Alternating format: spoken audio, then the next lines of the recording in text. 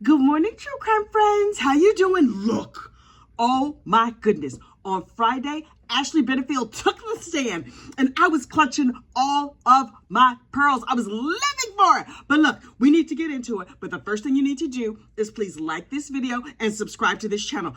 Ashley Benefield, trial day 4, the Black Swan murder case. Although nobody's talking about the Black Swan portion of it. She used to be a ballerina, and she's a ballerina who went bad. Or so they say. Or was she always bad? We'll find out. Okay, so look. Ashley's lawyer was just like, this Ashley Benefield team calls Ashley. And I was like, oh, boom, boom, boom. I wanted to hear what she had to say. I really hope she'd take the stand. And now that she's taken the stand, I have to tell you, I'm more confused than ever. Let's walk through what happened. Okay, so first, Ashley gets up there, and she's just like, poor pitiful me. Here I am, I'm going to take the stand. And so she gets up. Oh, my goodness. Gas bubbles today. I've had too much coffee. Hang on. So she gets up there, and she starts talking about the relationship, right? Okay, she was working down wherever she was working. They met at a political fundraiser, and then they were like, oh, I like you, you like me, we instantly connect, this is really wonderful. And then 4 days into dating, Doug proposes. What? Let me be clear. Me personally, the way my life is set up, okay, first of all, I'm married for a long time, and child, let me tell you, it was not 4 years into our 4 days into our dating that he proposed marriage. But 4 days, girl, that wasn't a red flag for you. That was like the biggest red flag in the world for me. But I was like, okay, maybe she also believes in fairy tales. Does she believe Disney is real too? So anyway, 4 days into dating, he proposes and she says yes. Both of y'all sound crazy to me right now. I'm looking at both of you askance. So anyway, day 13 of their relationship, they get married. Y'all are out of your minds. But okay, they get married, and by all reports, she was crazy about him, he was crazy about her. It was all gonna be wonderful, but she was like, oh, before I met you last week and got married to you, I had a cruise plan, so I'm gonna go on this cruise. So he's like, okay, I'm gonna miss you so much, but you go on your cruise, new wife of mine. Okay, great. So she goes on a cruise, and she's talking to him on the phone every day. What kind of minute plan she have? Where does she go on a cruise to? Cruises are usually international. She had to get that good minute plan so she could talk to him, and it cost her $80 zillion. So I guess she found a quiet spot where she thought was going to be a quiet spot to talk to him on the phone. And people were at a bar or a restaurant, clearly somebody with the drink package, because they were drunk and they were arguing and they were back and forth. And Doug starts losing his mind, like, I need to protect you for the kingdom. I could unfortunately unalive anybody who talks loud next to you. Okay, Doug, calm down. Ashley, girl, you were clutching all your pearls like, wait. My new husband is out here talking about unfortunately unaliving people and doing it for the kingdom and all of this craziness. And she's like, oh, that's so sexy. You're so sweet. Both of y'all are nuts in my estimation. But then she gets home and she's just like, okay, everything is good. Mostly. Yes, he has a teenage daughter that I did not know at all. Ma'am, his judgment is bad. He brought you home. You've never met a 15-year-old girl. And now you're going to be her new mama and you're going to lay down the law and have rules and stuff like that? Girl, that's not going to go good. Were you ever 15? That's definitely not going to go good. Anyway, so she's just like, okay, me and the daughter, we're not getting along great. It was a little bit tense. You think.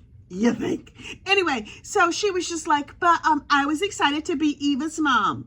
Eva didn't want you up as her mama? I guarantee you she was like, no, thank you. So the relationship was going along and she was just like, I loved him and he loved me. But sometimes it was a little bit tense. And then she was jealous of his ex-wife, his former wife, the lady who died. Okay, it's not like the lady could help the fact that she died, but okay, you're jealous of his ex-wife who is no longer on this mortal coil. And so she was kind of acting out. Miss Ashley, girl, you are looking real super crazy right now. But okay, you're jealous of the ex-wife. Okay, great. So then According to Miss Ashley, they got into an argument one day about a little thing. She can't seem to remember what, but on cross-examination, it all comes back to her. And I was like, no, this heifer did not. But we'll get to that when we cover cross-examination. So they get into an argument one day, and he's very upset, and he takes a pew-pew and fires it into the ceiling. Isn't that the first sign you need to just pack your suitcase and just go on and leave? Like, okay, you listen, this was really fun. It was so nice being married to you. I'm just going to get my stuff and go. Thank you so much. Goodbye. That's when you just hit the exit. And then during the course of the fight, I believe it was the same fight, but I'm not entirely clear. That's when he got mad and went to punch her. I don't know the circumstances under which he punched the dog, but sometime in this general vicinity, he punched the dog and knocked the dog unconscious. Nope. Ma'am. This is when you pick up your dog, you take it to the vet, you're crying hysterically, the dog ultimately is okay. Okay, that's good. He punched the dog. I refuse to get over it. I will not get over it. And then later, he threw the cat and kicked the dog down the stairs. Nope. He's harming pets. Ma'am, you never saw a serial killer like documentary or something? First they start with the pets and then it's you. So after that, she got pregnant. After she knew all of this about him, she got pregnant. What? And according to her, it was a surprise pregnancy. What part was a surprise? The unprotected marital congress was not a surprise to you. The fact that you had his vasectomy unvasected was not a surprise to you. But the pregnancy was a surprise? Ma'am, you are losing credibility by the moment. But okay. And then she said she was going through the closet cleaning out some stuff, and she found an old iPad that had some text messages between Doug and his dearly departed wife. And the text messages were very revealing. I was like, oh, girl. Apparently, these text messages said, and I believe they were admitted in court, and I was like, well, let me read somebody's text messages because I'm good and nosy. The wife was like, Renee, the dearly departed. She was just like, you know, Doug, I always loved you. You never had to lie to me. Once I found out that you were using performance-enhancing drugs, aka Viagra, I know you were embarrassed, but I would not have minded. What? Did he get that fixed? Because now okay. And she's like, you know, I loved you and you loved me, but I really did not appreciate the time you kicked me on our honeymoon. What? Okay. You found out he kicked the previous wife on their honeymoon. The honeymoon. The period where everything's supposed to go good. That honeymoon? Okay. Cool. Not cool, but good information to have. Ashley, girl, you had the information that he lied to the first wife. He was using performance-enhancing medications, and he kicked the lady on her honeymoon. But if you ask him, he was just like, I'm just a nice teddy bear of a guy. Sir, you a lime sack of sugar, but okay. She found out all these terrible things about him, and then she was like, I think he's poisoning me. You want to know the truth? I don't think he was poisoning her. I think she got a ticklish brain. And then I was just like, okay, was he a terrible person? Yes, but not for the reasons that she says. I thought he was a terrible person when he swooped up a girl 30 years younger than him and proposed after 4 days. Girl, no. Those text messages, giant red flag. The dog, the cats, the animal cruelty, the gun in the ceiling and all of that, terrible. But she was just like, he was poisoning me. That's the issue that you had. That's not the issue I had. I had many issues before we ever got to the alleged poisoning. Then after she had all that information, she was like, well, I wanted to start a family, so I got pregnant. Ma'am, your judgment is absolutely horrific, criminally bad. And so she left him and they were apart for a long time. She didn't see him. She didn't talk to him. She was no contact. Okay, great. So now you're safe.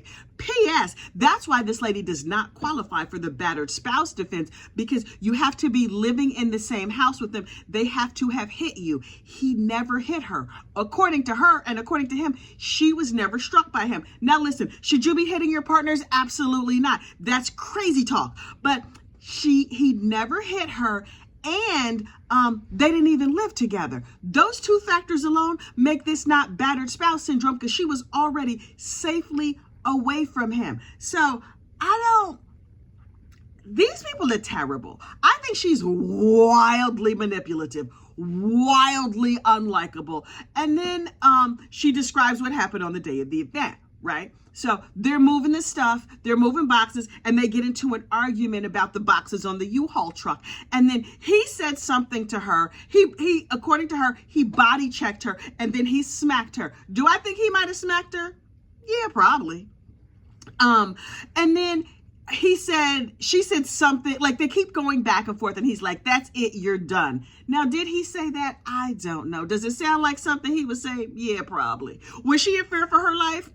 I think she was. And so she took her pew and applied a little bit of lead to him, and then she was like, okay, he stopped. I'm heartened by the fact that the people who were passing by were like, we heard the shots, and then we saw a lady run out, because the EMS reported that his body was cold to the touch. I was like, did she pew him and then go have a cup of tea, take a nap, wash her hands, and then go someplace? So no, she went right away and she got help for herself. Okay, great. There was so much that predicted that this is how this was going to end, but I was like, okay, fine.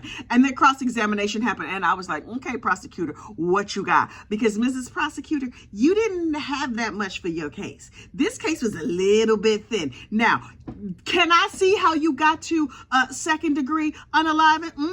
I can see that. And did she second degree unalive him? Yup. Was she in fear for her life in that moment? Yeah, probably. But she also thought he was poisoning her over the phone. So her brain might not have been all the way right. The prosecutor did score some points when they cross-examined Miss Ashley, but ultimately, I think this case is lost for the prosecution. But I don't know. I'm not on this jury, thank goodness. But let's walk through the cross-examination. So clearly, Doug love bombed Miss Ashley. Okay, after only a very short period of time, he was just like, I love you, I love you, I love you. Also, did you notice that this was Ashley's second marriage? I did not catch that until I heard Gigi from Pretty Lies and Alibis talk about it. So let's get this straight. Ashley, at 23 years old, 24 years old, was on her second marriage to, where's the first husband? What was he like? Was he an abuser too? Because that would track. You know what I mean? Something tells me that that first husband was not a good dude. And so this dude coming in and love bombing her, also not a good dude. And she's like, this feels familiar. I don't know why, but I think it seems good. Girl, Ashley, no, you was wrong. It was a very, very terrible thing. Doug said when they were having the argument on the phone when she was on the cruise, Doug said to her, I feel like you're easy prey and I just want to protect you. Doug, you were right. She is easy prey for that first husband, also for you, probably for her third and fourth husbands, because if she gets off on this case, I guarantee you she gonna have 4 more husbands. But anyway, the prosecution brought out that she was very jealous of Renee. Okay, I don't know why. Renee is no longer on this mortal coil. She's not going to be stopping by the house or nothing like that. And Doug apparently tried to calm her down like, no, I just see Renee as Eva's mom. Sir, you terrible for that because that is still your child's mother. But okay, fine. Maybe you tell Crazy whatever you need to tell her to get her to calm down. Okay, fine. And then the fight where he fired the pew into the ceiling. You know what that fight was about? Ashley had made a shadow box that had like little trinkets in it and a sand dollar that she hand painted. Oh, that's so nice. And Eva, being a teenager, was very teenagery about the whole situation. She was like, cool story, dude. I'm gonna take all of this sand dollar and all this mess out and I'm gonna put some roses in it from my dead mama's funeral. That's how I'm gonna do. And Ashley was very upset by this. Okay, she had a right to be upset. But then she threw herself in the floor and wept openly. Histrionics much? Ma'am. And she cried and was like, you need to punish her. Oh, now we see why Eva don't like you. Because really, I don't like you either. Anyway, she cried and wailed and she just was like, you got to punish her. You got to punish her. And then the two of them went to run errands together, during which time Ashley apparently never shut up about it. They come back in the house. Still, she does not shut up about it. And Doug is like, you're driving me crazy. Blah, blah, blah, blah, blah, blah, blah. And then throws the gun at her and fires the thing into the ceiling and punches the wall and punches the dog. And all of that happened. So in context, I see how they got there, but that relationship needed a hero. At any point, one of them should have been like, you know what? I'm going to be the grown-up in this situation, and I'm going to step back. Doug, I'm looking real hard at you on the other side of the veil, because clearly you can't step back now. Well, you have stepped all the way back to glory or wherever you ended up. Anyway, Ashley was a whole mess, behaving like a child. Also, that is not a cause to pull out a pew-pew. Is Ashley histrionic and ridiculous and over the top? Yes. Was Doug have coercive control and was probably not a nice man to be married to, probably not a great human being? Yes. Two things can be true. In the moment, did she pull the pew-pew and unfortunately unalive him? Was she in fear for her life? Mm-hmm. So in that respect, I think this was probably self-defense. But she also was in fear for her life when she hadn't seen him in 6 months. She thought he was poisoning her by text message, or when she was like, there were things in my blood. I think he's poisoning me with a tea set. And ma'am, you were so upset when for her birthday, Doug mailed Ashley a tea set. And she's like, clearly it's poison. I smell chemicals. Ma'am, that's those little sachets they pack it with to keep it dry and stuff. And she was like, I rushed it to the police station. But then on further examination, we found out she eventually took it to the police station to say, hey, police, I think he poisoned this. Can you get it tested out and whatever? Manipulative. So if she thought he was poisoning her through the mail, I could see where anything he did made her fear for her life and fear for her safety on the day of the event. Neither one of these people were great. Here's the other thing that I had not put together until I sat down and sat with this case for a minute, right? He punched the dog. He did all these terrible things. She got pregnant after that, after she knew who he was. After she knew how he rolled, she got pregnant with full knowledge. And she was like, I was totally surprised when I got pregnant. Ma'am, when you got the vasectomy unvasected, you knew what that meant, right? She's like, well, I wanted a family. You want a family with him?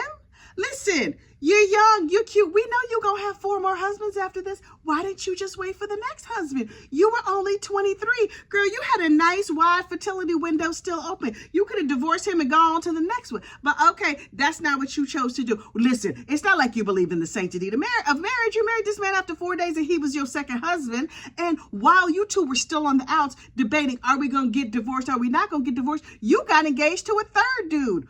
What? I don't think Ashley Benefield is a good person. I don't think she's a nice person. Doug Benefield, was he a good and nice person? Absolutely not. Was Ashley in fear for her life on the day of this event? In my opinion, yes. Was Doug threatening to her? In my opinion, yes. Also, I think what it would take for her to feel threatened is a very low bar. She's like, did you look at me sideways? I feel threatened. Pew, pew. I don't know what's happening in this lady's mind. And then she's like, he slapped me. Maybe he did, maybe he didn't. Based on like the excellent performance that she gave on the stand the other day, might he have slapped her? Yeah. I could totally see this man smacking her.